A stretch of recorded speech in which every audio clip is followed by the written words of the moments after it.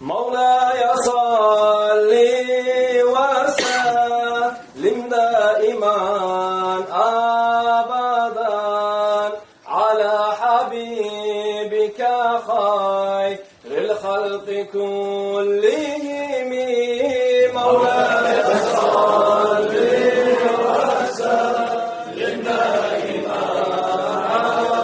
أبدا على حبيبك خير الخلق كلهم Atın asil Muhammadsan Allah sıylab yazgan kulsan dili bizge şahadatsan şefaat ya Resulallah gözümüzünü yarığısan ümmetini tarığısan Allah ne söygen kulusan şefaat ya Resulallah yüreği bizini Muhammed'im imanısan mümin kullarını yanısan şefaat ya Resulallah gözleri bizni Muhammed'im nürü sensin bar alamını bir sensin şefaat ya Resulallah tuğup yeryüzüne geldin bu dünyaya yarık verdin Allah ne buyruğun ettin şefaat ya Resulallah tolgan ayday seni yüzün şekerde tatlıdır sözün ümmetine karat gözün şefaat ya Resulallah seni uçun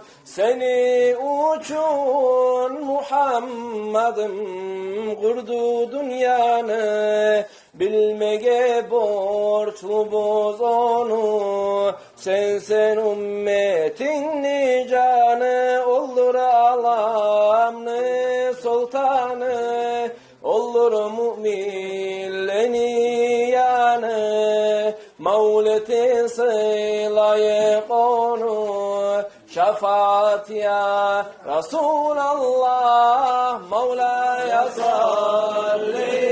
ve sellim daiman abadan ala habibika hayril halqi kullihim Allahümme salli ve sellim ve barik aleyh Allahümme salli ala Muhammed Ya Rabbi salli aleyhi ve sellim Allahümme salli ala Muhammed Ya Rabbi salli aleyhi ve sellim As-subhu bada min tal'atihi vel leylu bada min ghabratihi